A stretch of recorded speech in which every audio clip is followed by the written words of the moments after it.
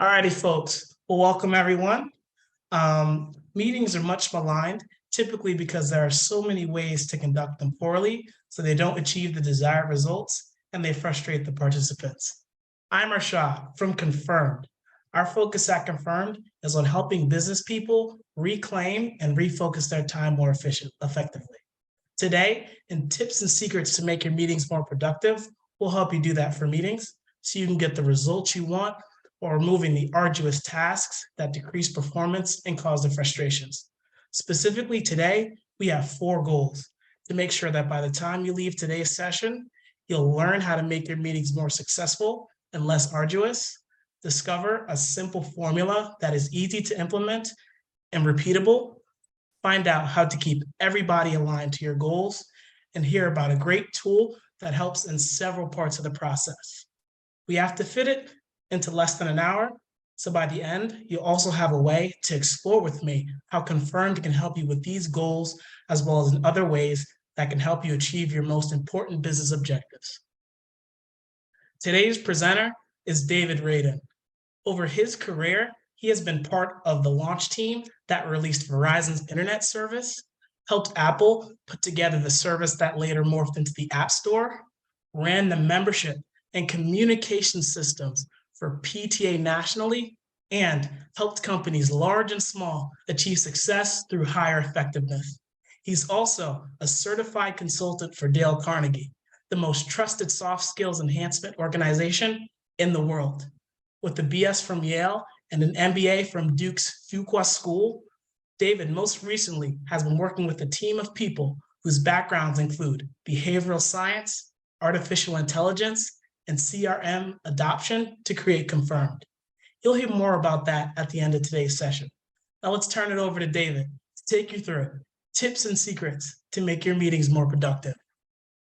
Thank you, Arshad, and thanks to everybody for joining us here today.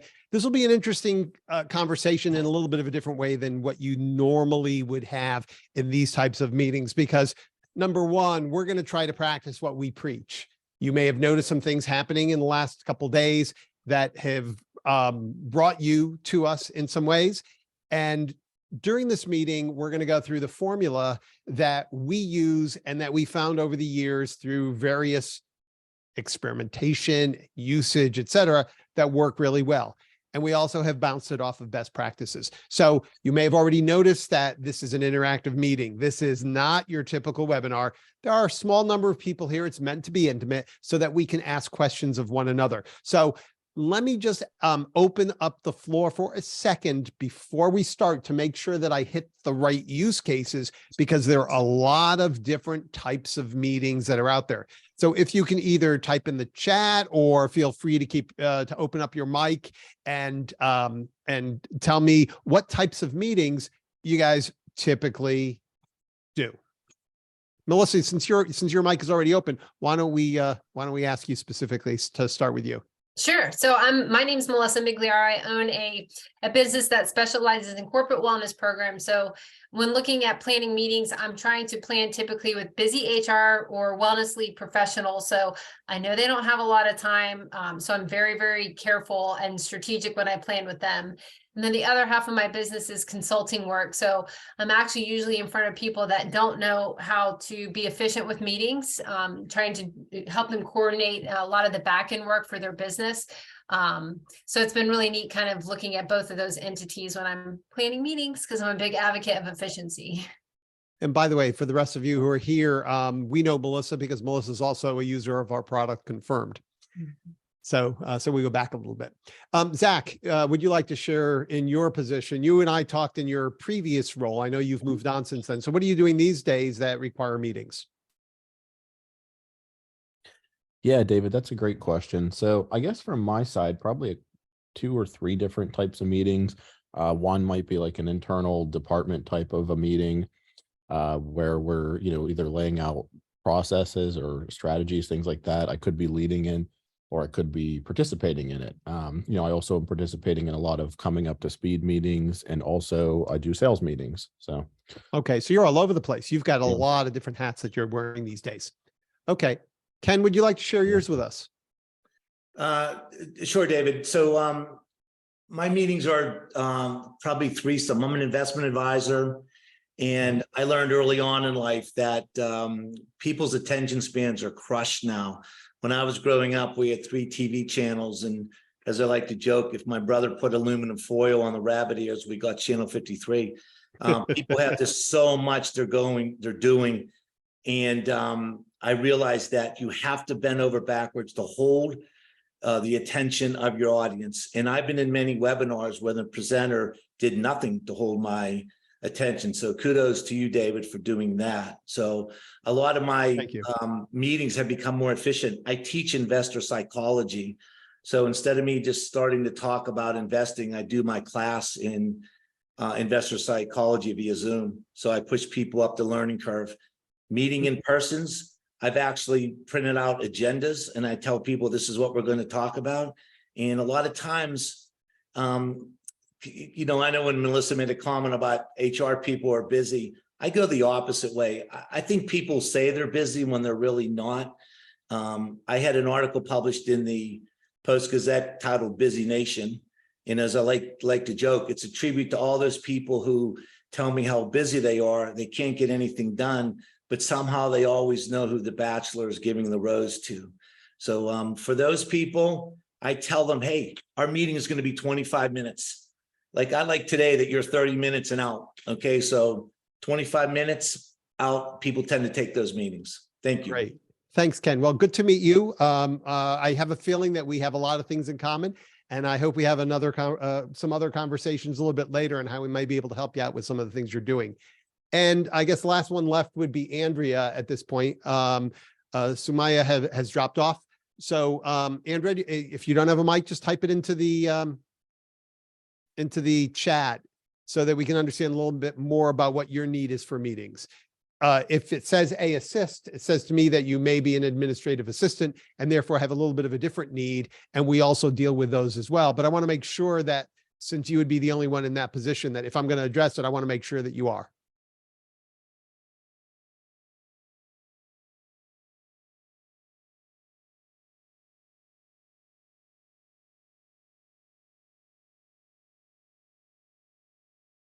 Okay. So I guess we're not going to hear from Andrea on that. Andrea, feel free to, if it's, maybe she hasn't heard from me. Arshad, you can type it in if you don't mind so that she knows that I am not, since Ken and Zach and Melissa don't do those types of things, unless she comes back and tells us that's what she wants to do, I'm going to gloss over that stuff and do the stuff that we know that Melissa and Ken and Zach are looking for. So let's get to sort of the meat of the stuff. And if you think about what we're going to go through today, we're going to come up with a formula. And frankly, because most of you have already been doing this for a while, you're probably already familiar with at least 80% of the pieces, and that the 20% will be able to help you get to the next place. Or perhaps you might be familiar with 100%, and some of it worked or didn't work properly for you as you happened in the past. And maybe they left your processes because either they didn't work or because habits get old and decay and what have you. So some of it might be a little bit of a refresher for you. But if you think about it in the big picture terms, hopefully we'll all be able to get a couple aha moments out of this session today. And I'll learn from you too. One of the reasons we like to have some of these sessions be interactive like this is because we get to learn as well. So we like to think of meeting processes in 3 phases: the pre-meeting, the part that happens during the meeting, and the part that happens post-meeting. And when you think about these things, when we as individuals tend to rate meetings, we almost always think about that middle piece. Does that person do a good meeting because of what happens during the meeting? Do I stay awake during it? Do we get things done or do we waste time? Is it fun? Is it interesting? Do we accomplish the tasks? The reality is what happens during the meeting is almost less important than what happens before and after the meeting. So if you do your prep, your pre-meeting activities well, during the meeting becomes a breeze. And if you do your post-meeting activities well, you tend to get more out of what has happened during the meeting altogether. So if we think of it in these three discrete pieces, our formula actually goes across all three of them. So let's start with those pre-meeting areas. And we call this setting your goals. But setting your goals is more than just the whole idea of the goals themselves. That's just the first piece of it. There are three other pieces, which we call set your people, communicate your priorities, and prep your content. And again, you probably do these, but sometimes there are formulas, and we'd love to talk about how you do them as we go. Feel free to interrupt. Feel free to ask questions. And if you've got some ideas, that we're happy to take those as well. So let's think about this in four pieces. The setting your goals. You cannot necessarily get a meeting that does what you want it to do unless you know what you want it to do. So that therefore, if you don't before the meeting set your goal, you're less likely to be able to accomplish the goal that you want. Seems simple, doesn't it? Yet 90% of the meetings that are out there have not had the person really think about what is it that I want to accomplish in this meeting.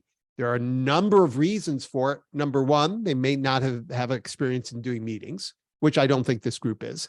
Number two, they may have done the meeting so many times that they're on overdrive and they just don't think about it. Or number three, they may be used to having it with a certain set of people, and the people in this meeting may have changed. Now, that could have changed by 20%, or could have changed by 100%.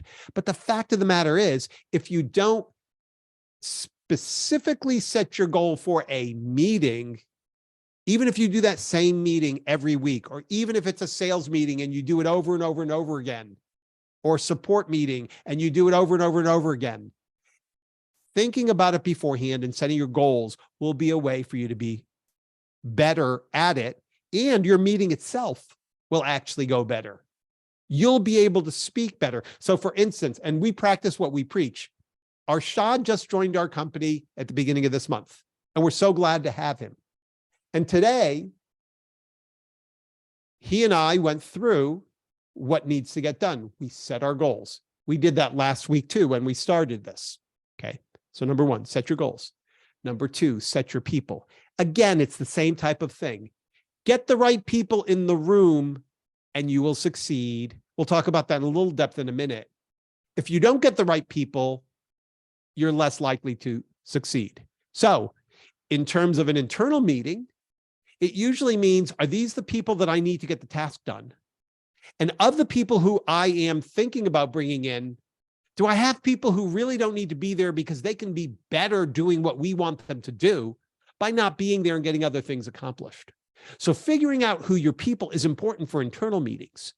If you're dealing with sales meetings, that becomes a slightly different process, because with sales meetings, it's a question of who needs to be there in order for me to get accomplished what I want to do if I am in the sales role. That is the decision maker there? Are all the necessary decision influencers who should be in that meeting from a micro standpoint? And from a macro standpoint, is this really the meeting I want to have? Should it be with different people instead? If I'm working with a large client versus a small client, which one should get priority? If I'm working with somebody who is going to give me business this week versus who might give me business a year from now, if they're the same size deals, which one should I be dealing with? So if you think about who your people are beforehand, you might end up making different decisions. Now, Arshad, a little bit later, is going to show you something that we call a daily snapshot. And if you look at that daily snapshot that you would get, say, through our system, and if the people who aren't on there are not the right people, then maybe you should be rethinking about whether you should be having that meeting. If they're the right people, but you're not sure why, then maybe you should be rethinking it. But again, we as humans tend to do things because they're easy, not because they're right. And so sometimes even the most savvy of us forget these types of things. We have the step that we like to call communicate your priorities. Before the meeting, have the person know what it is you're hoping to accomplish. Again, we practice what we preach. Hopefully each of you today received an email from Arshad. And if you received an email from Arshad, you might notice that he added 4 bullets of what we're hoping to do today. And when he did, and when I presented, it was the second slide, or when he presented the second slide, you may have noticed that they were the same because they're in alignment. We are communicating what the priorities of the meeting are. And then finally, this is also the piece that tends to get a short shift by many people. Prep your content.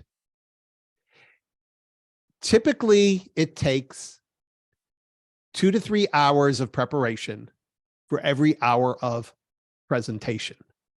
Now, that's up and down based upon how well you know the material, how much changes, and a whole bunch of other things. But in general, expect that for the most part, if you're doing a half-hour presentation, you should be somewhere in the range of an hour to an hour and a half to 2 hours worth of prep work for the content of that, at least on the first roll. Then maybe if you're doing it 4 or 5 or 6 times, maybe each time may only take 10 minutes worth of prep. But if it takes 0 minutes worth of prep, chances are you're not going to be getting accomplished what you want.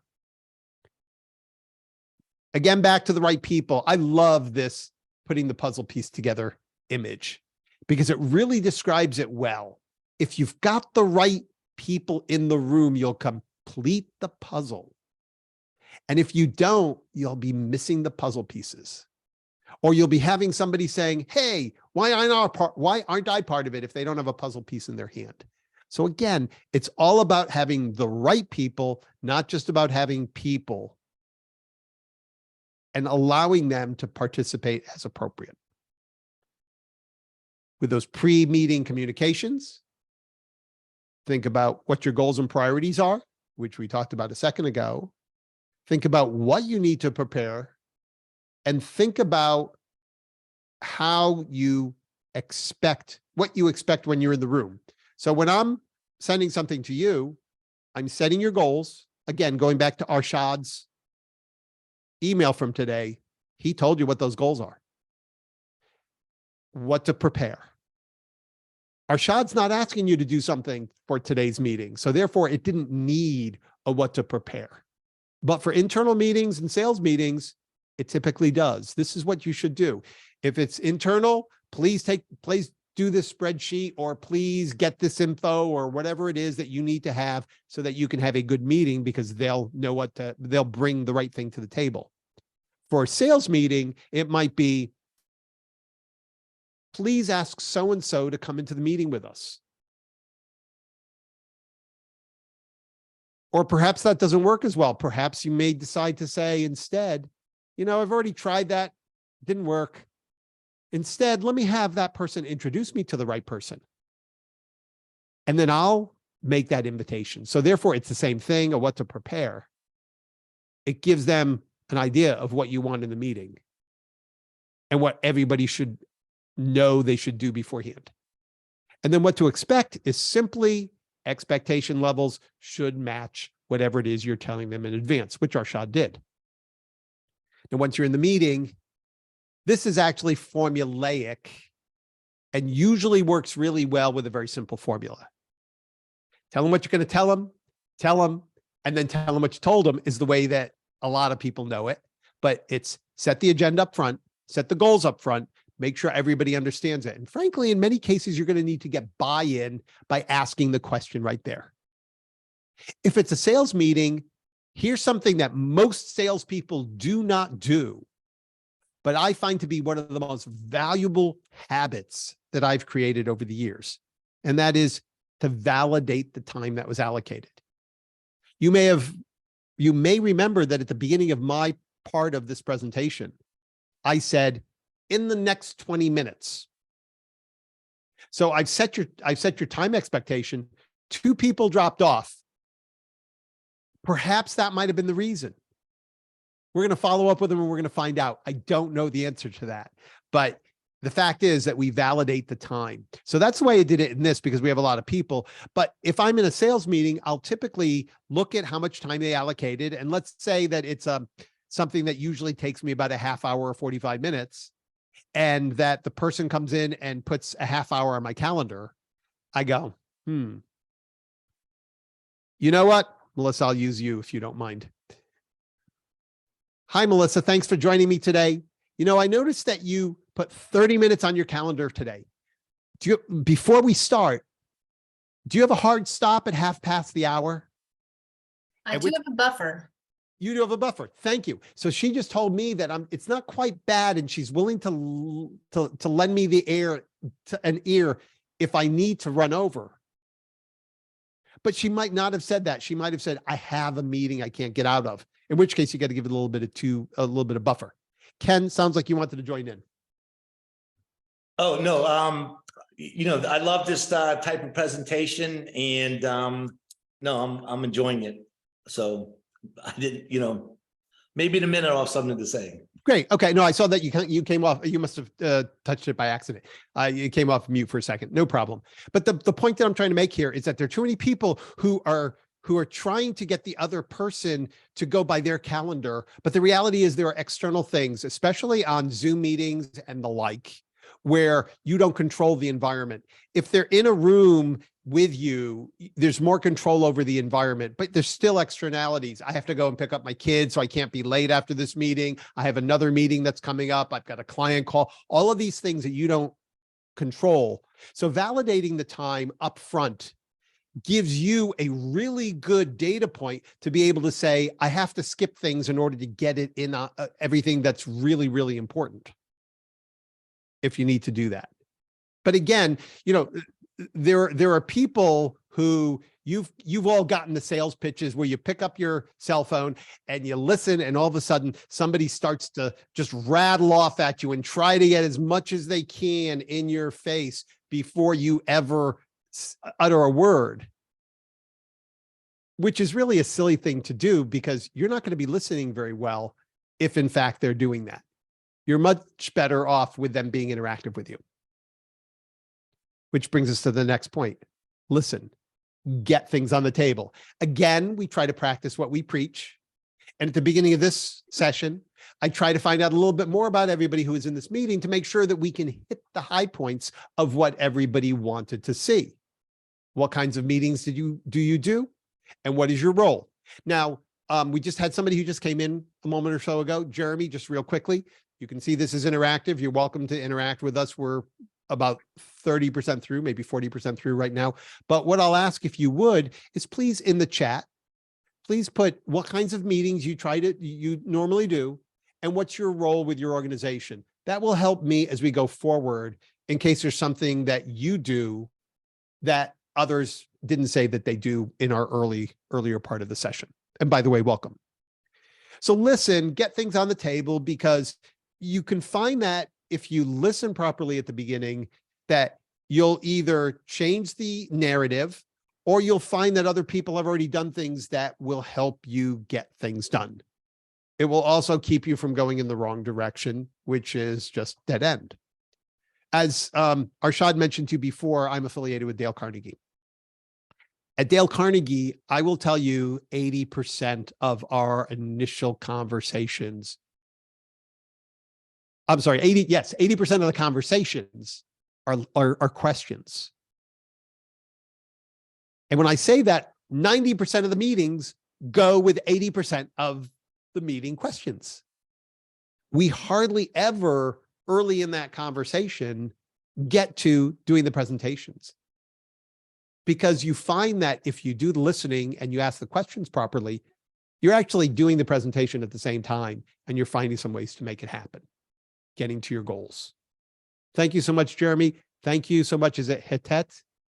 Thank you so much as well. Okay. Finally here, focusing on the goals. It's very easy for us to stray. It's very easy for us to allow other people in the room to let us stray. And frankly, in this conversation, you're going to hear me let the conversation go off in some directions that everybody in the room is going to help with. But you can bet that if we go too far off the guide rails, I'm going to rein you back in, because we're trying to achieve a goal here today. And that we're going to make sure that everything that we do is related to those goals. Okay. So in the meeting, These are the things you should be thinking of. And again, if you've prepped properly, this stuff is easy. Now, it's the post-meeting stuff. So you've gone in the meeting, you've gotten things done. This is great. Everybody's agreement. Everyone's got their assignments, etc. Well, now it's time to make sure those things happen. Assign the follow-up actions.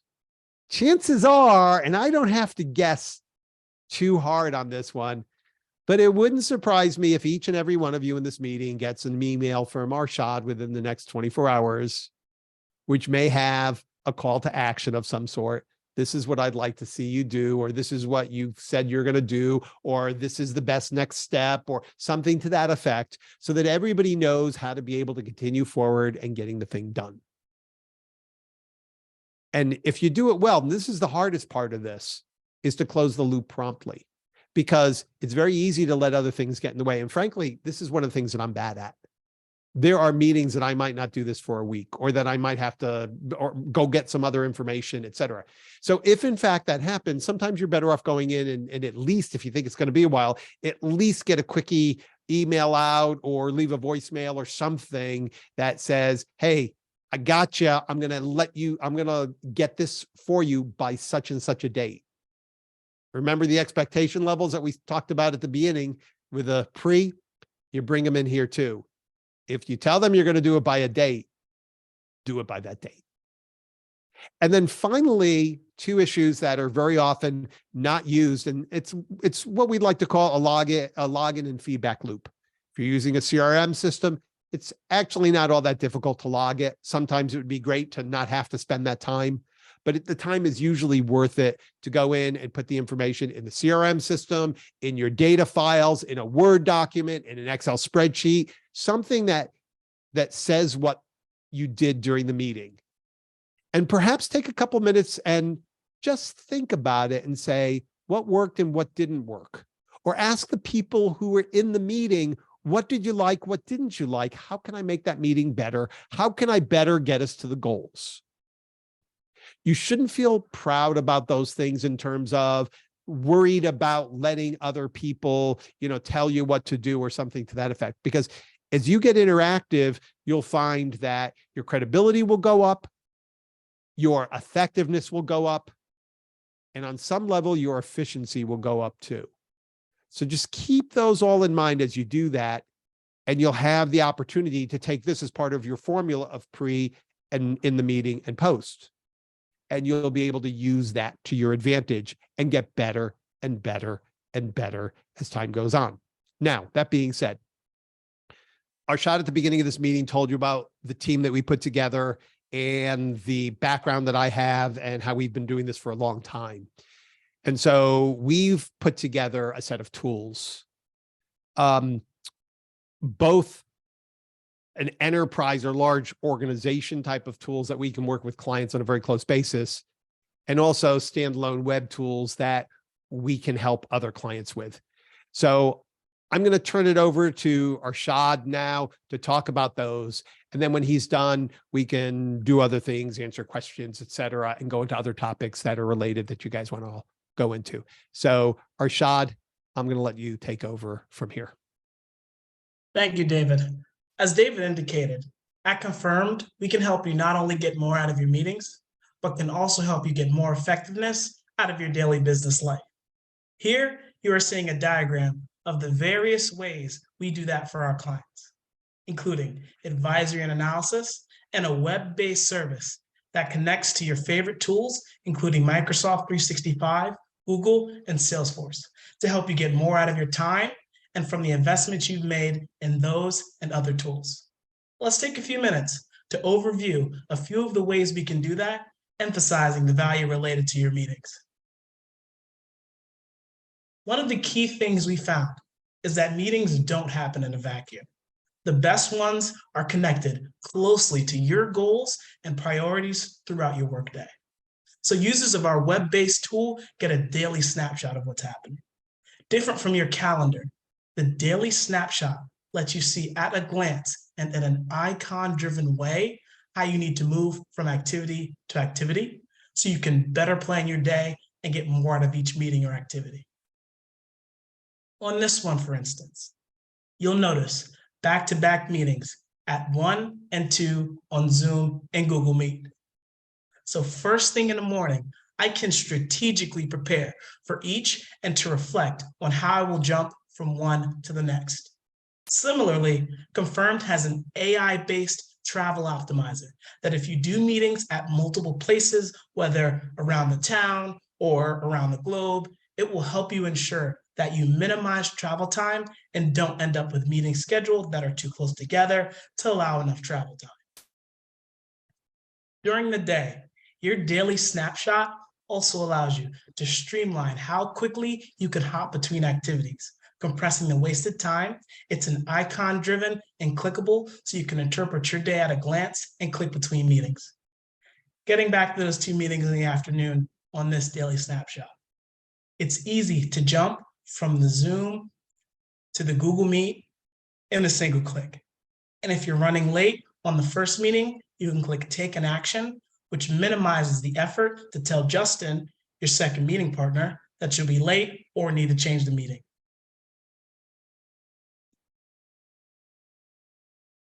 As David said, the right attendees are key.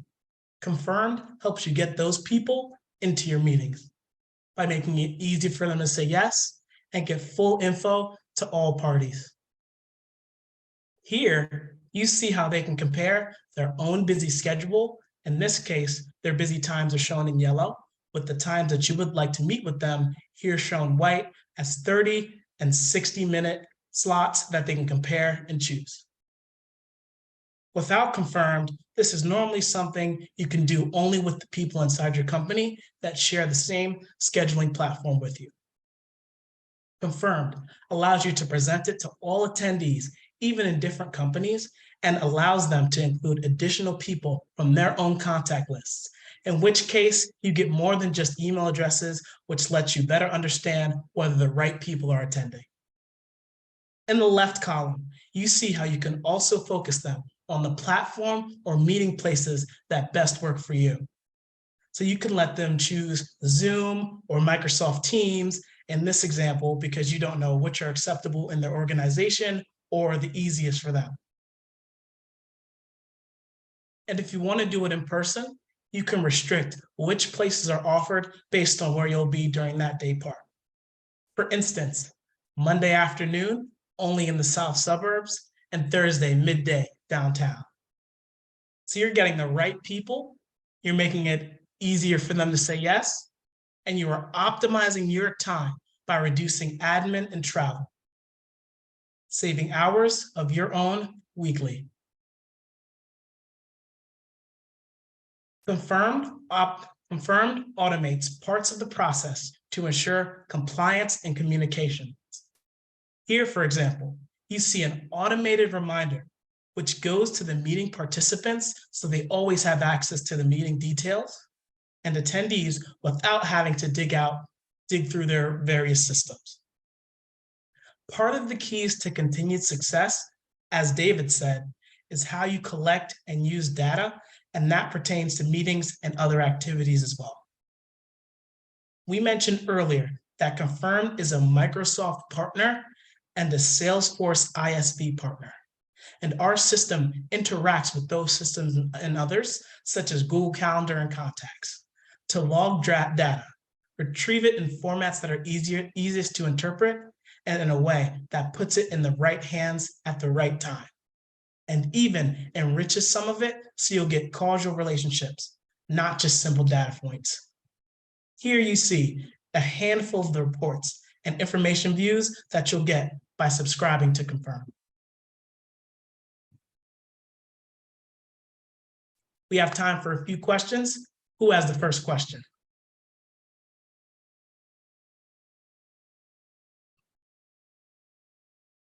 I don't have a question, but I wish all of my partners would use Confirmed because it would make my life and their life easier. Thanks, Melissa. I love that. Anybody else have something you want to either ask about some things that we talked about, add some ideas? Arshad and David, just a question.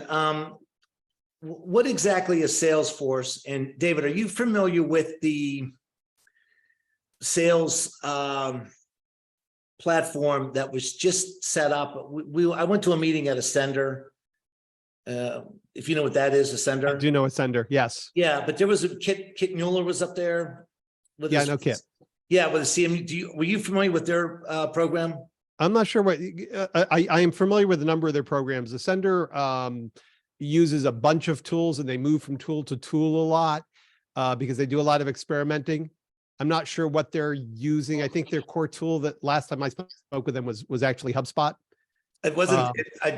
That wasn't the name. If I heard the name, I would know. Yeah. But what the base of it was that if you and I were in the same sales organization, we could trade notes on potential clients, so that you'd be able to read my notes, I would be able to read your notes, etc. So it was Kit and a fellow from CMU that put this together. But go back. Oh, you're talking about Adam Pulsick? Yes. Yeah, they actually, Adam created a whole bunch of tools that might go on top of other tools. I can find out what that is for you, Ken. That's okay. But what, because I've heard of Salesforce for a long time, but yeah. Miss, what is Salesforce? So Salesforce is what's called a customer relationship management system. It's the biggest in the world. And they've been growing by leaps and bounds. When it comes to CRM, as it's known in the industry, those are usually used with databases of customers or clients or prospects or some other type of database in order to be able to better manage the relationships between them. And if you, Ken, are in a position that you want to be able to see what kind of tool sets work for you, then we'd be happy to work with you on that, to see if there's something that we can help you with.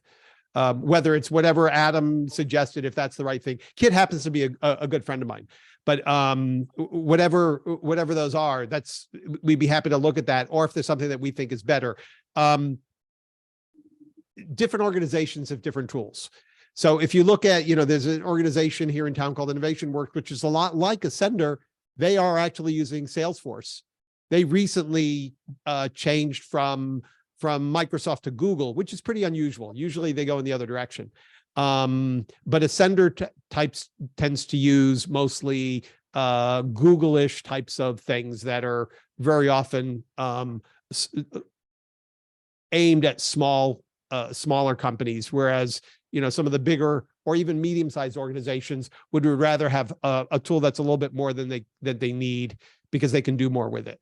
But we'd be happy to talk with you about it if you want to, set up a meeting afterwards. I'll dig into your specific case for you. Well, I hope we talk in the near future. Thank you. Yeah. Okay.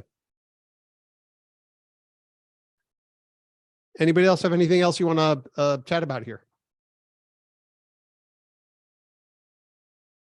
So Jeremy, I'm not meaning to point at you too heavily here, but since you had mentioned to us that you're doing an incubator, so are you, when you do in person of all types, are you typically going within your local area? What incubator are you with? What types of what types of meetings are you doing?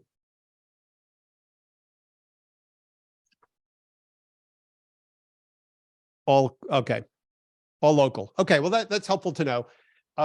We find that in the local areas, sometimes the thing that isn't noticed much is that travel makes a big difference to your ability to get everything done that you want during the course of the week. So on a macro level, being able to optimize that travel is probably one of the more important things that you can do, but not always. But as we look at things, I mean, there are a lot of people who especially in the sales process, if they're in a sales related role, and frankly, 80% of all roles are sales related. I've had this conversation with Melissa before, and I know that she's a business owner and she's a consultant, but in essence, a core of what she does is sales, right, Melissa? Yeah, that's exactly right. And when you're dealing with those types of meetings, a lot of the issue is that you have to be more cognizant of what's happening on the other side, and that the other person has a very different viewpoint than you do. So if you can focus better on the aggregate and be able to use time management techniques that work for you, you can reclaim time that you might waste otherwise, so that you become focused on the people and the activities that you want to focus on, and you can become more successful, not only in a micro environment like within the meeting, but just on a week by week basis so that you can get more accomplished. And it's not a question of being more efficient. It's a question of being able to focus on the things that will get you to your goals. Mhm. Yeah, I was laughing early in the call when Ken had said, and Ken, you're exactly right, because you talked a bit, we probably all on this call hear someone every day say, oh, I'm just so busy. And I always tell my husband, I'm like, seriously, who's not busy? Like, that excuse is just out the window for me. Everyone is busy. Like, everyone is busy. You know, even people that don't work are busy. My mom's retired and she's busy. Everyone is busy. Well, may I jump in real quick, Melissa, just to share? I've worked for some top real estate developers in the city. I have clients who are surgeons. Never once have I heard them say they're busy. They just know how to manage their time. And I think that's it. By the way, that article that I wrote, I think it was in the Post-Gazette 5 years ago this month. It is one of the most cathartic things I've ever written. I've actually sent it to people. You know, I'll look for it. I'd like to have it. Oh, it was titled Busy Nation. And then when we put it online, it's titled, Are You Too Busy to Read This? So Yeah. I love it. It's one of the, I always tell people writing is cathartic, and this is one of the best examples of it. Yeah, no, you bring up a good point. I have good physicians that I'm friends with, and they get back to me quicker than people what I assume would have less responsibility. So Absolutely. Yeah. And frankly, planning has something to do with that, because if you plan it properly, it'll take you less time to get done what you want to get done, because you won't be doing the things you don't need to do. My wife has got this philosophy that she taught me and has ingrained it in me very, very heavily. And that is, if you want to get something done, ask somebody busy to do it. And I think that supports what both Ken and Melissa were just saying. absolutely.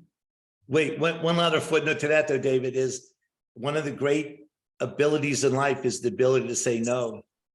Yeah. And you always have these individuals that'll take on everything, but there are times when, you know, I would just say no, or I would say, well, listen, I'll do that, but it's not time sensitive. It'll be, you know, next week when I'll get that done. But you got to be able to say no. Yeah, that's a true talent. Understand. Okay, Jeremy, thanks. We'll see you next time, perhaps. So that brings us to actually, if we actually have a couple more presentations that we're going to be doing over the next month or so, and Arshad's got the details on that stuff.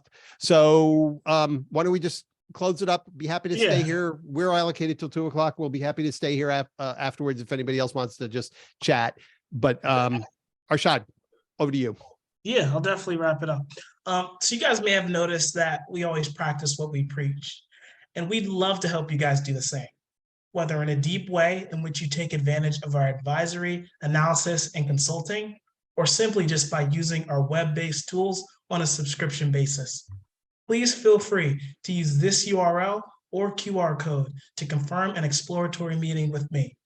We can see how we can best help you meet your house on fire challenges, and you'll get to experience a small part of the Confirmed platform as you set up our conversation. If you work through me to get a multi-user subscription for the Confirmed web service, I'll even have a special bonus for you. In the meantime, I'll also send you registration forms for the 2 more upcoming webinars that we're conducting specific to sales teams. Tips and secrets to get better responses from your prospecting efforts, and tips and secrets to streamline your sales-related processes. Thanks from David, me, and the entire Confirmed team. We hope you feel your time with us was well used, and we look forward to talking again soon. Great job, guys. Thank you, everybody.